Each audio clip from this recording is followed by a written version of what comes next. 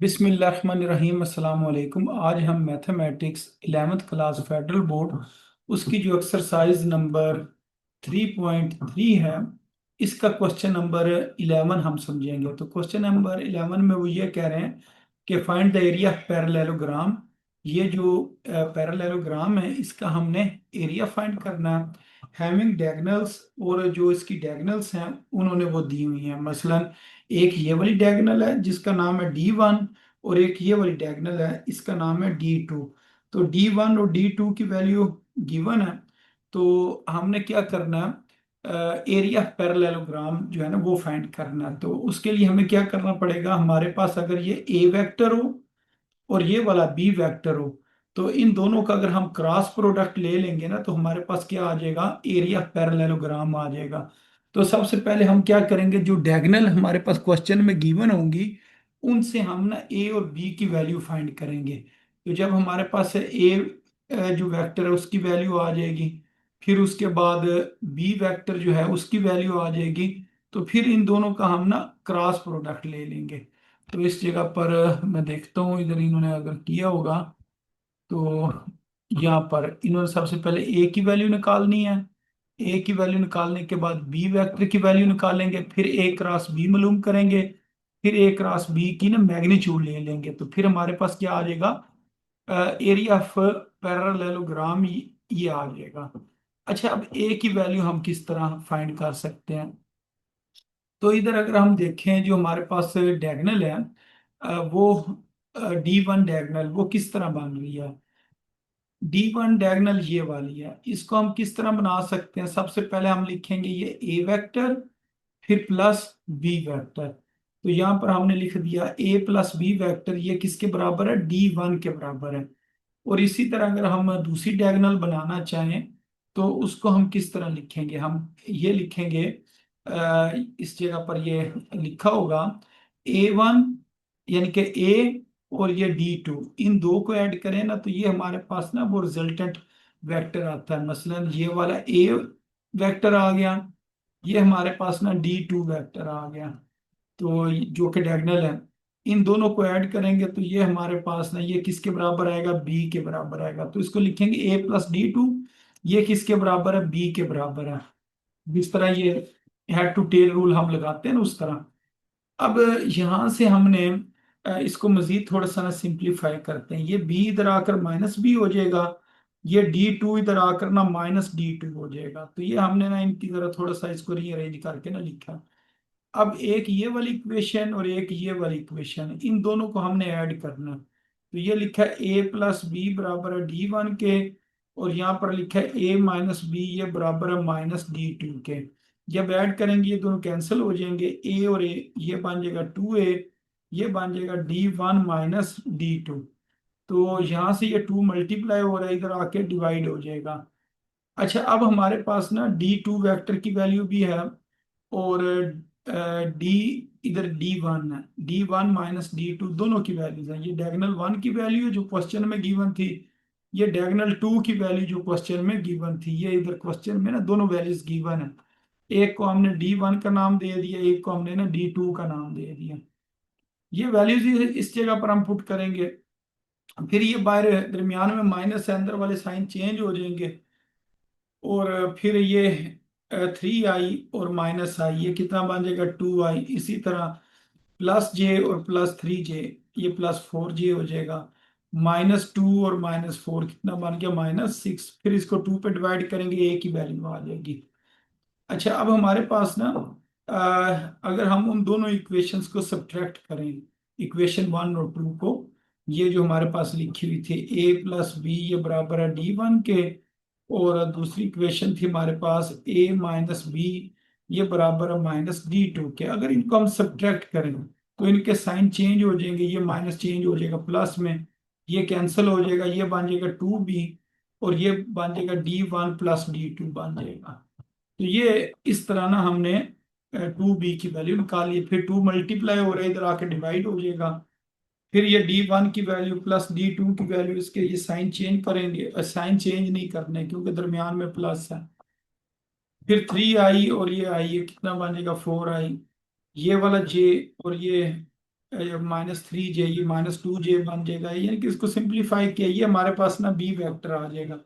अब हमारे पास ए वेक्टर भी है, बी वेक्टर भी है। अब हमने ना एरिया ऑफ पैरेललोग्राम निकालना है, तो फिर हम ए क्रॉस बी लेंगे। जब ए क्रॉस बी लेंगे तो ऊपर आई जे के लिखेंगे। ये ए है तो ए की वैल्यू इधर आ जाएगी, ये बी है, बी की वैल्यू इस जगह पर आ जाएगी। फिर इसका हम डिटर्मिनेंट ओपन करेंगे।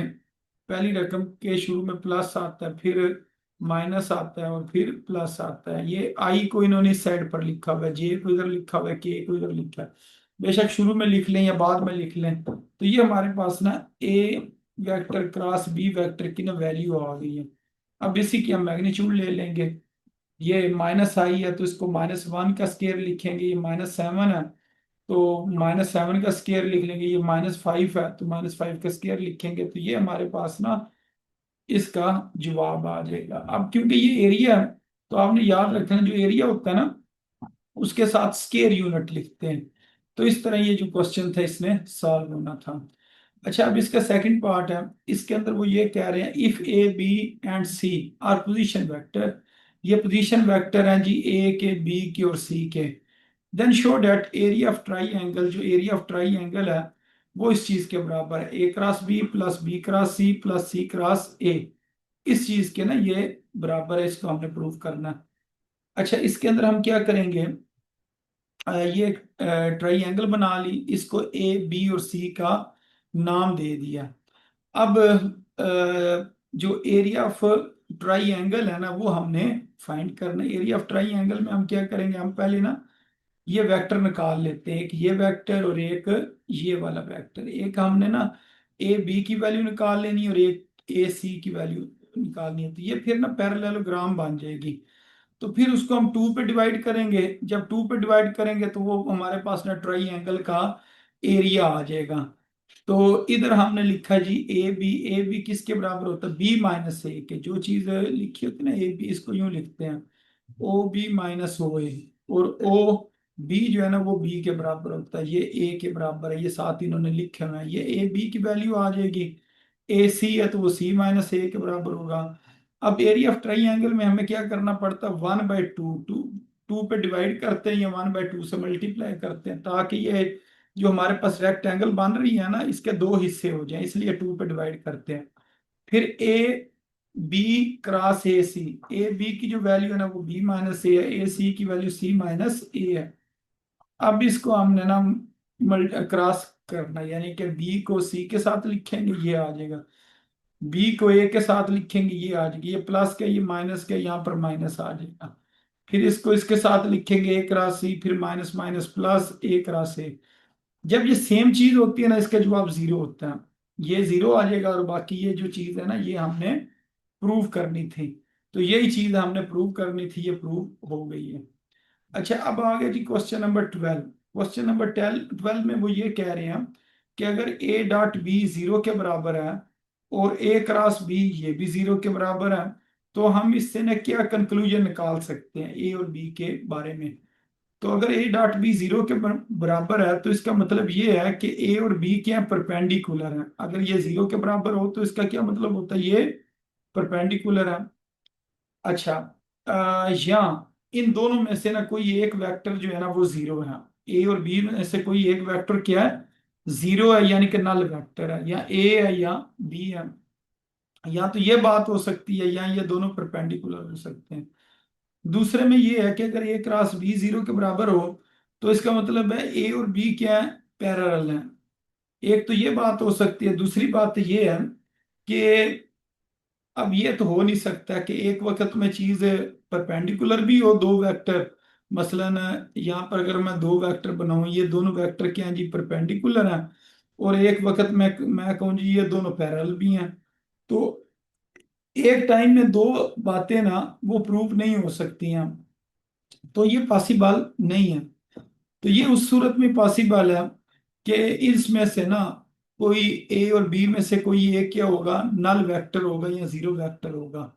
तो ये इस तरह तो हो सकता है कि ए डॉट बी भी जीरो और ए क्रॉस बी भी जीरो हो। तो इसका मतलब ए या बी में से कोई एक चीज ना जीरो है, जिसकी वजह से ये जवाब जीरो आ रहा है। बाकी ना ये पैरेलल है ना ये परपेंडिकुलर है। ठीक है, क्योंकि अगर इसमें से कोई एक कंडीशन भी सेटिस्फाई होती तो उसमें ना ये होना था कि वो परपेंडिकुलर है। अगर डॉट प्रोडक्ट जीरो के बराबर आए तो परपेंडिकुलर है, और क्रॉस प्रोडक्ट जीरो के बराबर आए तो वो पैरेलल है। तो ये दोनों चीजें एक वक्त में हो नहीं सकती हैं, तो इसका मतलब ये है ए या बी में से कोई एक चीज जीरो है। तो इसको ना इस तरीके से हम बता सकते हैं कि हम इसके बारे में ना ये कंक्लूजन निकाल सकते हैं। तो उन्होंने यही पूछा था इसके बारे में आपका क्या कंक्लूजन है, यानी कि इससे आप क्या नतीजा निकाल सकते हैं। तो ये नतीजा हमने ये निकाल लिया, ए या बी में से कोई एक चीज जीरो है। अच्छा, उसके बाद आगे जी क्वेश्चन नंबर 13। तो क्वेश्चन नंबर 13 में ये कह रहे हैं, show that the three points with position vector. ये हमारे पास ना आ, तीन जो है ना पॉइंट है जो जिनके ये पोजीशन वेक्टर है, एक ये है, एक ये है, और एक ये। अब शो क्या करना है, ये तीनों क्या जी कोलिनियर है, एक लाइन में है। कोलिनियर क्या होता है, एक लाइन के ऊपर अगर तीन पॉइंट आ रहे हो ना तो इसका मतलब होता है कोलिनियर। तो हम कहते हैं let A B C are the position vector with the position vector. A का जो पोजीशन वेक्टर है वो ये है, बी का जो पोजीशन वेक्टर है वो ये है, और सी का जो पोजीशन वेक्टर है वो ये है। ठीक है, यानी कि ये सारा ना बी के और ये सी का। अब हमने ना सबसे पहले क्या करना है, ये फासला निकालना। ए से सी का फासला निकाल लेंगे, फिर उससे ए से बी का, और फिर बी से सी का। तो अगर इन दो चीजों को सम करने से, ये दो फासलों को सम करने से ए सी के बराबर फासला आ जाए ना तो इसका मतलब है ये कोलिनियर है। तो पहले हम ए बी निकालेंगे। तो इसको हम किस तरह लिखेंगे, ए बी बराबर होगा बी माइनस ए के। ए बी किसके बराबर होता है, बी माइनस ए की, या इसको ओ बी ओ ए का नाम दे लें। ये बी वेक्टर की वैल्यू है और ये ए वेक्टर की वैल्यू है। तो इधर ये देखें, ये जो वैल्यू थी ये बी की वैल्यू थी, और ये जो वैल्यू है ये किसकी वैल्यू है जी, ए की वैल्यू है। तो इधर ना ये इक्वल नहीं है, ये माइनस है। अच्छा, फिर इसको अगर हम यू ब्रैकेट ओपन करेंगे, बाहर माइनस है तो ये वाले तीन टर्म्स के साइन चेंज हो जाएंगे, ये ए बी का आंसर आ जाएगा। फिर इसी तरह बी सी को करेंगे तो सी माइनस बी करेंगे, ये हमारे पास ना सी बी का आंसर आ गया, फिर ए सी का आंसर आ जाएगा। अब हमने ना A B plus B C करना, दो चीजों को सम करना। तो जो हमारे पास आंसर आया, ये वाला आंसर आया, ये वाला आंसर और ये वाला आंसर सेम है। तो इसका मतलब ये किसके बराबर है, ए सी के बराबर है। तो अब हमने वही किया, A B plus B C किया, तो इसका आंसर किसके बराबर आ गया, ए सी के बराबर आ गया। तो अब हम ये कह सकते हैं ये क्या है, कोलिनियर है। तो इस तरह ना इस क्वेश्चन है सॉल्व होना। हाँ जी, इसमें कोई मसला तो नहीं है क्वेश्चन नंबर 13 में, या उससे पिछले जो क्वेश्चन है। नहीं। अच्छा, अब उसके बाद आ गया question number 14। Find the movement of force. आपने ना मूवमेंट ऑफ फोर्स मालूम करना है। मूवमेंट ऑफ फोर्स ये होता है टर्निंग इफेक्ट, मसलन किसी चीज के ऊपर फोर्स लगाई जाए और वो चीज घूम जाए, जिस तरह दरवाजा होता है, दरवाजे के ऊपर फोर्स लगाई जाए और वो मूव करता है, यानी कि रोटेशन उसके अंदर आ जाती है ना। तो इसको हम कहते हैं टर्निंग इफेक्ट या मूवमेंट ऑफ फोर्स। फोर्स लगने से उसके अंदर रोटेशन आ जाए। तो इसी तरह ये एक हमारे पास कोई डायग्राम सी बनी हुई है, तो अगर हम इसके ऊपर फोर्स लगाएंगे तो ये ना घूम जाएगा इस पॉइंट के गिर्द, ए पॉइंट के गिर्द ये घूम जाएगा। तो अब वो कह रहे हैं find the movement arm of force. Force का मूवमेंट आर्म मालूम करें, ये एफ की वैल्यू है। About the point this when applied at the point this, यानी कि ये हमारे पास ना दो पॉइंट हैं, उनके ऊपर ना यानी कि इन दो पॉइंटों की मदद से ना हमने ये एक मूवमेंट आर्म बनाना है। ठीक है, यानी कि आर की वैल्यू निकालनी है। तो कह रहे हैं find the movement of force about the point. ये जो होता है ना अबाउट द पॉइंट, जहां पर अबाउट लिखा हो ना अबाउट द पॉइंट, तो उसको आपने उस जगह पर रखना है जिसके अलांग इसको ना आपने घुमाना है, या जिसको आपने एक फिक्स पॉइंट बना बना लेना, और इस पॉइंट के गिर्द इसमें घूमना है। तो अबाउट द पॉइंट कह रहे हैं, इसका मतलब ये ए की वैल्यू है, 1 2 3 ए की वैल्यू है। और ये जो है ना दूसरी वैल्यू, उसको हम बी का नाम दे देंगे, -1 2 और 0। अच्छा, जब हमने ए बी की वैल्यू फाइंड करनी है ना, तो ए बी किसके बराबर होगा, आर के बराबर होगा। अब इसको हम सॉल्व किस तरह करेंगे, बी माइनस ए करके करेंगे। तो ये -1 माइनस फार्मूले का, फिर ये वाला 1 2, माइनस फार्मूले का, फिर ये 2, 0 माइनस ये 3, ये इस तरह करके ना आर बन जाएगा। तो आर बराबर ए बी के, ये हमारे पास आर की वैल्यू आ गई। क्वेश्चन में ना एफ की वैल्यू ये गिवन है, ये एफ की वैल्यू आ गई। जो मोमेंट ऑफ फोर्स है इसका फार्मूला होता है आर क्रॉस से एफ। तो जब दो चीजों का क्रॉस मालूम करना होना तो ऊपर आई जे के लिख लेते हैं, तो इधर आई जे के लिख लेंगे, आर की वैल्यू इधर आ जाएगी, एफ की वैल्यू को ना नीचे लिखेंगे। अब इसका डिटर्मिनेंट ओपन करेंगे तो ये हमारे पास ना फाइनल इसका आंसर आ जाएगा। तो ये मोमेंट ऑफ फोर्स है अबाउट पॉइंट ए, जो कि इसके बराबर है 9i plus 8j minus 6k। अच्छा, इसके बाद इस क्वेश्चन का जो सेकंड पार्ट है इसे सॉल्व करते हैं। इसके अंदर कह रहे हैं टू फोर्सेस, इसका मतलब ये एक फोर्स है और एक ये फोर्स है। एक को हम नाम दे देते हैं F1 का, एक को नाम दे देते हैं F2 का। तो जो इसका सम होगा ना वो F के बराबर होगा, यानी कि F किसके बराबर है, F1 प्लस F2 के बराबर है। Two forces F1 and F2 are applied at the same point, ये सेम पॉइंट के ऊपर ना अप्लाई हो रही हैं, ठीक है। और वो पॉइंट उन्होंने बताया हुआ है 1 -2 और 4 है। Find the movement of these congruent forces about 0 0 0। तो इसको अबाउट कह रहे हैं ना, तो इसका मतलब इसको आपने फिक्स करना, ये वाले जगह आ जाएगी 0 0 0। अब हमारे पास जो एफ आएगा ना वो इन दो का सम आ जाएगा, इन दोनों फोर्सेस को सम करेंगे तो ये हमारे पास ना एफ की वैल्यू आ जाएगी। फिर हमने आर की वैल्यू निकालनी है, आर बराबर है ओ बी के। ये जो वेक्टर है ना, ये वेक्टर का नाम क्या है, ओ बी। तो इसको हम किस तरह सॉल्व करेंगे, बी माइनस ओ करके, ये इस तरह करके ना ये माइनस करेंगे, ये 1 -0 -2 -0 4 -0, ये हमारे पास आर की वैल्यू आ गई। अब हमने क्या करना है, मूवमेंट निकालना है।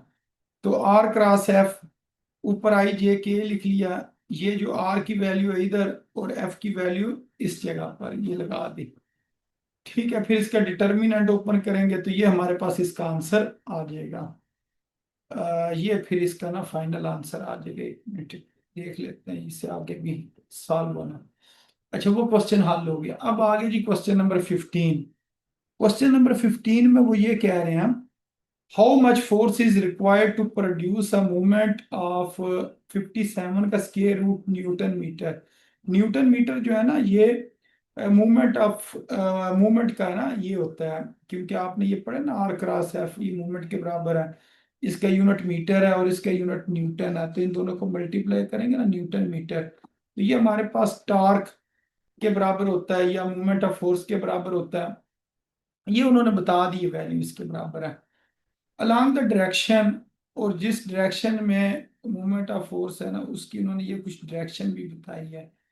व्हेन अप्लाइड एट पॉइंट, अब ये कह रहे हैं इस पॉइंट के ऊपर जो है ना फोर्स लग रही है, एंड अबाउट, अब ये जो अबाउट वाला है ना इसको हमने किधर रखना है, इस जगह पर जिसके गिर्द इसने घूमना है। और जो फोर्स जो है ना, कितनी फोर्स हमें चाहिए कि इतना जो है ना 57 न्यूटन मीटर जो है मूवमेंट प्रोड्यूस हो, और अलोंग द डायरेक्शन, और ये उन्होंने डायरेक्शन बताई हुई है कि इस डायरेक्शन में आपने ना फोर्स अप्लाई करनी है, कि इस डायरेक्शन में जो ये वेक्टर गिवन है इस वेक्टर की डायरेक्शन में हम कितनी फोर्स अप्लाई करें तो ये हमारे पास ना इतना मूवमेंट जो है ना वो प्रोड्यूस हो। और अबाउट से मुराद ये वाला पॉइंट है, और दूसरा जो पॉइंट जिसके ऊपर फोर्स लग रही है वो ये है। तो जब हम लिखेंगे ना आर, आर किसके बराबर है, ए बी के बराबर है, वो बी माइनस ए हो जाएगा। यहाँ से ये आर की वैल्यू हम ना पहले निकाल लेंगे।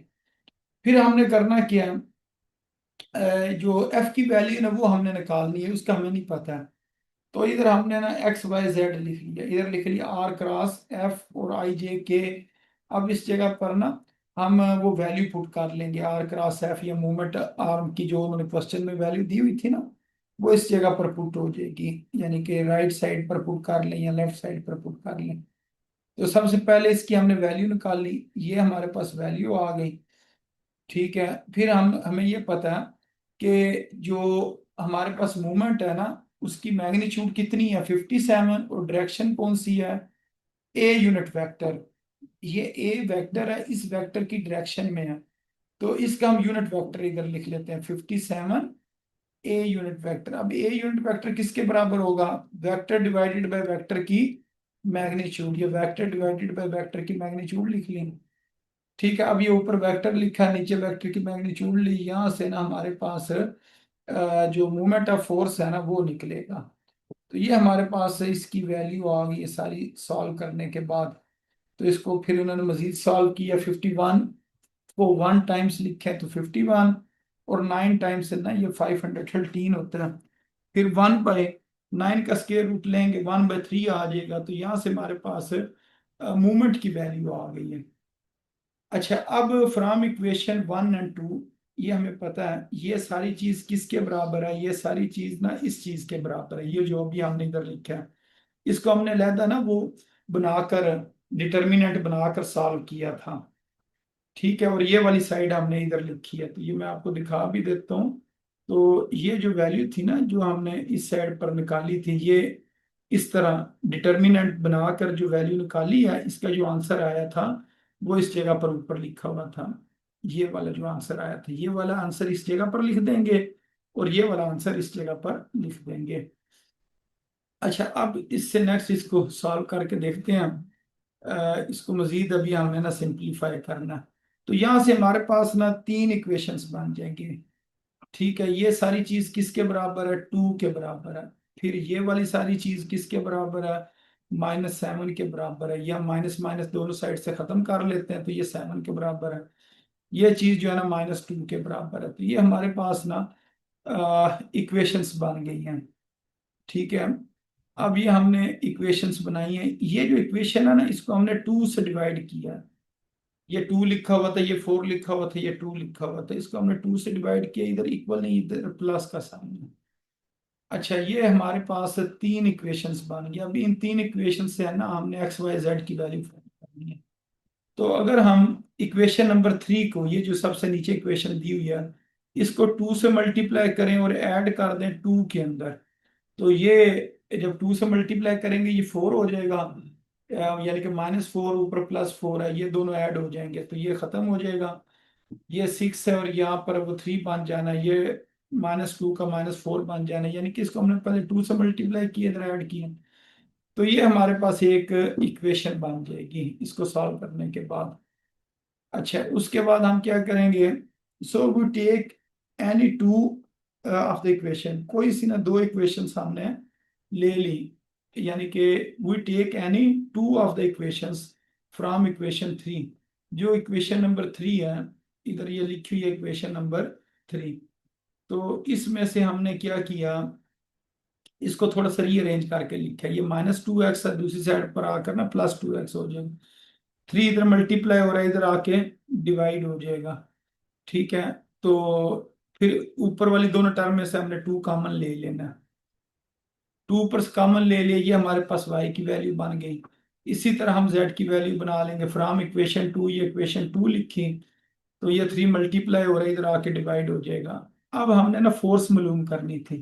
तो फोर्स का फार्मूला बनेगा हमारे पास x × I + y × J + z × K। क्योंकि हमने डिटर्मिनेंट में ना इधर x y z लिखा हुआ है। अब ये तीनों वैल्यूज इस जगह पर पुट कर देते हैं। For different value of x we have different forces. अगर x की मुख्तलिफ वैल्यूज होंगी तो फोर्सेज की मुख्तलिफ वैल्यूज बनेंगी। If we have infinite number of such forces producing the required momentum। ये जो मोमेंट है, ये हम ने जो निकालना है ना वो काफी ज्यादा फोर्सेस से निकाल सकते हैं, क्योंकि एक्स की वैल्यूज काफी ज्यादा लिखी जा सकती हैं। तो ये मुख्तलिफ किस्म का ना मोमेंट, यानी कि 57 वाला जो मोमेंट था ना वो मुख्तलिफ एक्स की वैल्यूज से निकाला जा सकता है। तो अगर तो हम x की वैल्यू क्या रखें, 0 रखें, तो फिर हमारे पास जो फोर्स है ना इस चीज के इक्वल आएगी। और ये हम कह सकते हैं कि इससे ना वो मूवमेंट हासिल हो जाएगा जो हम हासिल करना चाह रहे थे। अच्छा, इस क्वेश्चन की समझ आ गई या आपको दोबारा समझाने की जरूरत है तो बताएं, मैं दोबारा समझा देता हूँ क्योंकि क्वेश्चन थोड़ा सा बड़ा था। ये वाला जो क्वेश्चन है, क्वेश्चन नंबर 15 का फर्स्ट पार्ट, इसमें कोई बात पूछनी जी तो सर। नहीं है? पूछनी तो नहीं है, या इससे आगे शुरू ये करें? वाला जी। ये वाला फिर से सुन। अच्छा, ये मैं ये समझा। वाला फिर से सुन। ये देखें, इसके अंदर ना फार्मूला होता है मूवमेंट आर्म का या मूवमेंट का, मूवमेंट ऑफ फोर्स का। मूवमेंट ऑफ फोर्स का जो फार्मूला है ना, वो हमारे पास होता है कि इधर मैं लिख लेता हूँ मूवमेंट ऑफ फोर्स ये बराबर है आर क्रॉस एफ के बराबर है। अब क्वेश्चन में ना उन्होंने इसकी वैल्यू दी हुई है। पहले हमारे पास ना वैल्यू जो है ना आर और एफ की वैल्यू होती थी, और हम एम की वैल्यू निकालते थे, मूवमेंट की वैल्यू निकालते थे। अब एम की वैल्यू गिवन है, वो उन्होंने बता दिया 57, और कहते हैं कि बताएं एफ की वैल्यू क्या होगी। और आर की वैल्यू का भी हमें पता, 2 पॉइंट दिए हों तो हमें पता है आर किसके बराबर होता है जी, ए बी के बराबर है। और एफ का हमें पता नहीं है। वो कहते हैं एफ को हम कितनी फोर्स लगाएं तो हमारे पास ना इतना मूवमेंट आता है, लेकिन जो फोर्स लगानी है ना एफ, वो इसकी डायरेक्शन में लगानी है। ये जो वेक्टर गिवन वेक्टर है ना, इसकी डायरेक्शन में लगानी है। तो इसका मतलब ये हुआ कि ये जो वेक्टर है ना, एफ वेक्टर है, इसकी आपने डायरेक्शन जो है ना इस वेक्टर से निकाल के इधर आपने पुट करनी है। इसकी जो डायरेक्शन होगी वो आप ना इस जगह पर लिखेंगे। इसको अगर हम ए का नाम दे देंगे ना, ए वेक्टर, तो इसका साथ ए यूनिट वेक्टर इधर आएगा, इधर फोर्स आ जाएगी, और साथ इधर आ जाएगा जी इसका यानी कि मैग्नीट्यूड, यानी कि ये यूनिट वेक्टर होता है। तो इसको हम यूं लिख सकते हैं F vector divided by vector की मैग्नीट्यूड। तो ये पहले ना हमने क्या किया जी, आर की वैल्यू निकाली, एफ को हमने वैसे ही लिख दिया एक्स वाई जे, क्योंकि हमने एफ की वैल्यू निकालनी है। तो इसको अब जब हम इधर सॉल्व करेंगे ना, तो ये हमने बता दिया कि जो मूवमेंट है ना, अच्छा जो मूवमेंट है वो एफ की डायरेक्शन में नहीं है, बल्कि ये जो इधर मैंने आपको बात बताई है ना, वो एम की डायरेक्शन की बतानी थी, वो गलती से ना मैंने एफ बोल दिया। इस जगह पर जो डायरेक्शन आपने लेनी है ना मूवमेंट की, वो कौन सी डायरेक्शन लेनी है, इसकी डायरेक्शन हो लेकिन इसके अलांग हो, यानी कि इन दोनों को आपने आपस में लेना है। तो इस जगह पर आपने लिखना 57, और साथ लिखना है ए यूनिट वेक्टर, यानी कि जो आपके पास मूवमेंट आएगा वो गिवन वेक्टर की डायरेक्शन में होगा। तो इस वजह से इधर ए यूनिट वेक्टर लिखेंगे, फिर वेक्टर डिवाइडेड बाय वेक्टर की मैग्नीट्यूड लेंगे। तो यहां से हमारे पास ना मूवमेंट का जवाब आ जाएगा। जो मूवमेंट गिवन था, लेकिन वो मुकम्मल गिवन नहीं था, उसके अंदर ना दो चीजें थी। एक उसकी मैग्नीट्यूड तो गिवन थी, लेकिन जो उसकी डायरेक्शन थी ना, वो एक और वेक्टर को उन्होंने बताया हुआ था। इस वेक्टर की डायरेक्शन निकाल के इसमें पुट करनी है, फिर आपके पास वो मूवमेंट बनेगा। ठीक है, और बाकी इन दो से हम क्या निकाल लेंगे, मूवमेंट आर्म निकाल लेंगे जो कि आर के बराबर होता है। फिर इसके ऊपर हमने क्या करना, फार्मूला अप्लाई करना है। फार्मूला कौन सा अप्लाई करना जी, आर क्रॉस एफ वाला, जो कि उन्होंने अप्लाई करने के बाद ये सारा जवाब आया था। और इस साइड पर हमने क्या लिखना है, ये जो हमारे पास आंसर आया ये वाला आंसर, ये एम की वैल्यू है, और इस साइड पर किसकी वैल्यू, आर क्रॉस एफ की वैल्यू है। फिर इन दोनों को कंपेयर करके हमने तीन इक्वेशंस बनानी है, और फिर उन इक्वेशंस को सॉल्व करना है। वहां से हमारे पास ना एक्स वाई जेड की वैल्यूज आएंगी। फिर जो वैल्यूज आएंगी ना, वो फिर हम कहेंगे जी ये इधर एक्स लिखा हुआ है, इधर x-1 लिखा हुआ है, इस जगह पर भी x लिखा हुआ है। तो इसका मतलब ये है कि x की ना मुख्तलिफ वैल्यूज इधर पुट की जा सकती हैं। ठीक है, तो एक बार हमने जीरो पुट करके हमने एक रिक्वायर्ड फोर्स जो है ना वो बना देनी है। हाँ जी, अगर अभी भी समझ नहीं आई है तो मैं दोबारा रिपीट कर देता हूँ, इसमें यहाँ से थोड़ा सा समझाने में एक बार गलती लगी है। तो अगर इसमें मसला है तो बताएं, मैं दोबारा जो है ना ये समझा देता हूँ। 15 क्वेश्चन। हाँ जी, क्वेश्चन नंबर 15 यही वाला ना। ठीक है, इसमें सिर्फ जो बात समझने वाली है ना, जहाँ से थोड़ी सी गलती हुई थी, वो मैं आपको एक दफा ना दोबारा शुरू से बात बता देता हूँ, ताकि ये क्लियर हो जाए आपको। वो कह रहे हैं how much force is required, force तो हमने निकालनी है। अब ये मूवमेंट जो है ना प्रोड्यूस कर रहा है, जो मूवमेंट है ना उसकी मैग्नीट्यूड ये है, और डायरेक्शन ये है। यानी कि जो हमारे पास मूवमेंट है उसकी दो चीजें होती हैं, एक मैग्नीट्यूड होती है और एक उसकी डायरेक्शन होती है। इसको मैं यूं कह देता हूँ, मैग्नीट्यूड और उसी की डायरेक्शन। अब मैग्नीट्यूड तो उन्होंने दे दी है 57 का स्क्वायर रूट, और ये जो है ना डायरेक्शन उन्होंने कहा इसके वेक्टर की डायरेक्शन में है। अगर इसको मैं ए का नाम दूंगा ना तो इधर फिर मुझे लिखना पड़ेगा A unit vector, M unit vector की जगह क्या लिखना पड़ेगा, ए यूनिट वेक्टर। फिर इधर लिखूंगा 57 का स्क्वायर रूट, ए यूनिट वेक्टर बराबर होगा वेक्टर डिवाइडेड बाय वेक्टर की मैग्नीट्यूड। तो इस तरह एम आपने निकाल लेना, ठीक है। और पीछे हमारे पास क्या रह जाएगा, आर क्रॉस एफ, उसको हम अलहदा से सॉल्व कर लेंगे। हाँ जी, अब समझ आ गई इस पॉइंट की। जी। अच्छा, उसके बाद में इसका सेकंड पार्ट है। इस पार्ट के अंदर वो ये कह रहे हैं हम, at what point a force should be applied to produce a vector movement about. ये अब ये अबाउट कह रहे हैं तो इसको हमने किधर रखना है, इस जगह पर रखना है, ठीक है। और फोर्स भी उन्होंने बता दिया, ये फोर्स है, ये इधर आ जाएगा। अब ये जो पॉइंट है ना, इस पॉइंट को हमने मालूम करना है, बी वाला पॉइंट मालूम करना है, ठीक है। वो कह रहे हैं एट व्हाट पॉइंट, किस पॉइंट के ऊपर फोर्स लगाई जाए और वो इतना मूवमेंट प्रोड्यूस करे और इस पॉइंट के गिर्द। तो अबाउट पॉइंट कहेंगे ना उसको बिल्कुल ना शुरू में लिखना होता है। तो इसमें ना हमने बी की वैल्यू फाइंड करनी है। तो हम लिखेंगे जी आर किसके बराबर होता है, ए बी के बराबर होता है, यानी कि बी माइनस ए के बराबर होता है। अब बी की जो वैल्यूज हैं वो इसी तरह लिखी जाएंगी, एक्स वाई जेड, फिर माइनस, फिर ए वन की वैल्यूज लिखेंगे। तो ये हमारे पास एक ना जवाब आ गया। फिर हमने क्या करना होता है, ये हमारे पास आर की वैल्यू आई है, फिर हमने आर क्रॉस एफ निकालना होता है। ये आर क्रॉस एफ लिखा, फिर इसके हमने डिटर्मिनेंट ओपन किया, इसको जरा सिंप्लीफाई किया, तो ये हमारे पास इसका आंसर आ गया, ठीक है। ये सारा आंसर है, ये किसका आंसर है, आर क्रॉस एफ का। अच्छा, उसके बाद आर क्रॉस एफ किसके बराबर होता है, एम के बराबर होता है, और एम की वैल्यू क्वेश्चन में गिवन है, तो इसका मतलब ये सारी चीज किसके बराबर होगी, एम के बराबर होगी। अब इसको हम कंपेयर करेंगे, इधर आई के साथ 3 लिखा हुआ है, इधर ये सारी चीज लिखी है, ये वाली चीज इधर आ जाएगी। फिर इसको थोड़ा सा रीअरेंज कर लेते हैं, ये -3 2 है, इधर आकर +2 हो जाएगा। एक इक्वेशन ये बन जाएगी, ये जे से बन जाएगी और ये के से बन जाएगी, 3 इक्वेशंस बनेगी, ठीक है। फिर इनको हम ऐड कर लेंगे, मसलन अगर हम ऐड करें, इन दोनों को ऐड कर लें तो ये खत्म हो जाएगा, ये बन जाएगा -4, और ये कितना बन गया जी, 5 बन गया। 10 में से जब 5 निकालेंगे तो ये y किसके बराबर आ जाएगा, 5/-4 के बराबर आ जाएगा। तो ये आगे इन्होंने किसी जगह पर ना इसकी वैल्यू क्या पता निकाली भी हो, तो इस जगह पर देखते हैं ये y की वैल्यूज। अच्छा, उन्होंने y की वैल्यूज अभी इस तरह नहीं निकाली हैं, इसको सिर्फ इधर एक मिनट देख लेते हैं। तो ये ऐड करने से ना ये एक इक्वेशन बनेगी, असल में ना ये गलती से ना ये मैं y समझो, ये क्या था, z था। तो ये ऐड नहीं होंगे, ये आएगा -2z -2y किसके बराबर है जी, 5 के बराबर है, ये इक्वेशन बनेगी, ठीक है। ये हमारे पास इक्वेशन बन गई।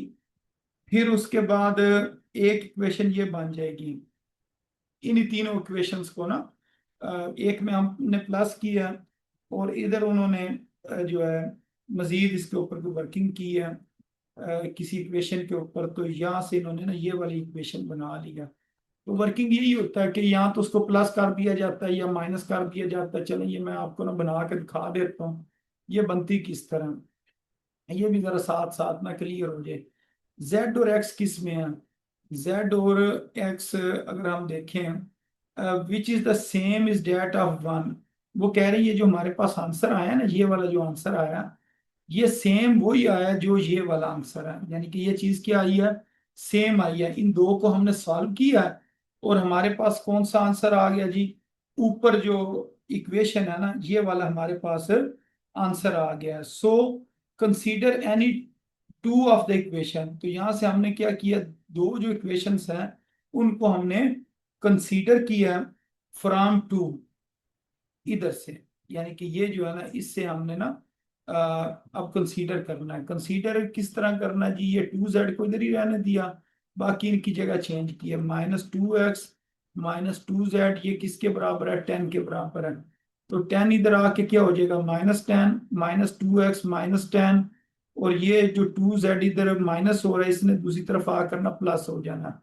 तो 2z किसके बराबर है, इस चीज के बराबर है। फिर इसको 2 पे डिवाइड करते हैं, यहाँ से z की वैल्यू आ जाएगी। अब एक जेड की वैल्यू ये आ गई है। अब फ्रॉम इक्वेशन 3, ये जो इक्वेशन नंबर 3 है इसको लिखा। अब इधर से एक और कोई इक्वेशन बना लेंगे। ठीक है, ये इन्होंने इक्वेशन बना लिया। तो ये इक्वेशन इन्होंने बनाई किस तरह जी, इसको अगर हम देखें तो ये उन्होंने वाई में बनाई है। इसको अगर हम 2 के ऊपर डिवाइड करें तो यहाँ पर आ जाएगा एक्स, और ये आ जाएगा 5/2। ये हमारे पास ना वाई की वैल्यू आ जाएगी। तो ये हमने ना वाई की जो वैल्यू है ना इस तरीके से निकाल ली है। इसी तरह ये अब हम लिख सकते हैं जी, एक हमारे पास एक्स की वैल्यू है, ये वाई की वैल्यू है इन टर्म ऑफ एक्स, और ये जेड की वैल्यू है इन टर्म ऑफ एक्स। यानी कि हमारे पास जो वाई है वो इस चीज के बराबर आया, जेड भी है ना वो इसी चीज के बराबर आया था। तो सारी चीजों को ना हमने एक्स के फॉर्म के अंदर ना चेंज कर लिया। अच्छा, ये क्यों चेंज किया? ताकि हम अगर एक्स की जगह 0 पुट करें ना तो हमारे पास इसका जवाब आ जाए। तो ये हमने अगर एक्स को 0 पुट किया तो ये हमारे पास ना इसका आंसर आ गया, और ये आंसर किसका? बी का। तो ये बी के ना इस तरह करके ये पॉइंट आ जाएंगे। ठीक है, उसके बाद ये लिखा हुआ है एक टॉय कार है, वो इस पोजीशन के ऊपर है relative to origin such that when force, इतनी फोर्स उसके ऊपर लगाई जाए तो कार क्या करती है? रोटेट करती है about the origin, find the movement produce by the force in the car. ठीक है, मसलन ये एक पॉइंट है, इसके ऊपर ये फोर्स लग रही है, ये ओरिजिन है। तो इसके अंदर हम क्या कह सकते हैं? ओ ए। ठीक है, ये ओ ए किसके बराबर है जी? आर के बराबर है। यहाँ से आर की वैल्यू निकालते हैं। एफ की वैल्यू क्वेश्चन में गिवन है, आर क्रॉस एफ करेंगे तो हमारे पास जो मूवमेंट है ना अब फोर्स वो आ जाएगा। उसके बाद ये क्वेश्चन है, एक हमारे पास सीसा है, सीसा झूला होता है, शायद इधर डायग्राम बनी हुई है जिस तरह ये डायग्राम बनी हुई है। इसके अंदर वो ये कह रहे हैं इज फिक्स, वो फिक्स है फ्रॉम इट्स मिडल पॉइंट, दरमियान वाले पॉइंट से वो फिक्स है। विच इज एट, ये पॉइंट उन्होंने बताया हुआ है। टू फोर्सेस लग रही हैं, F1 और F2 लग रही हैं, और जिस पॉइंट के ऊपर लग रही हैं वो ये पॉइंट है, एक पॉजिटिव साइड पर है एक नेगेटिव वाली साइड पर है। Calculate the movement of each force, दोनों साइडों का आपने ना मूवमेंट निकालना है अलग अलग। फिर एंड के ऊपर ना नेट जो है वो भी निकालना है। तो मसलन ये वाला पॉइंट इधर आ गया, नेगेटिव वाले को इधर लिख लिया, पॉजिटिव वाला इधर लिख लिया। अब इधर भी फोर्स लग रही है, इधर भी फोर्स लग रही है, दोनों साइडों पर ना फोर्सेस लग रही हैं। तो इस साइड का जब हमने मूवमेंट निकालना है ना तो इसको हम नाम दे देते हैं R1 का, इसको नाम दे देते हैं R2 का। तो ये बराबर हो जाएगा R1 F1, और इस साइड पर क्या आ जाएगा? R2 F2 आ जाएगा। तो सबसे पहले हम M1 निकालते हैं R1 F1 के हिसाब से। तो फोर्स की वैल्यू क्वेश्चन में गिवन थी, वो इस जगह पर लिख देंगे। तो इधर मैं अगर आपको फोर्स की वैल्यू दिखाऊं ना, ये इधर गिवन थी फोर्स की। अच्छा जी, ये वाली अगर फोर्स की बात करें 3 4 5, जो राइट साइड पर है 3 4 5 इधर लिख लिया। ये R1 की वैल्यू लिखी, फिर इसको ना सॉल्व करना है। इसी तरह R2 को आप सॉल्व करें, फिर M2 निकालो, R2 × F2, ये हमारे पास लहदा लहदा आ जाएंगे। फिर टोटल निकालना है, इन दोनों को सम कर देंगे M1 और M2 की वैल्यू को, तो यहाँ से हमारे पास M की वैल्यू आ जाएगी। तो इस तरह ना ये एक्सरसाइज नंबर 3.3 जो है ना ये कंप्लीट हो गई है। तो इंशाल्लाह कल हम ना 3.4 से स्टार्ट करेंगे, तो इसका भी टाइम खत्म होने वाला है। तो अगर कोई आपका क्वेश्चन हो तो वो आपने मुझे ना व्हाट्सएप कर देना।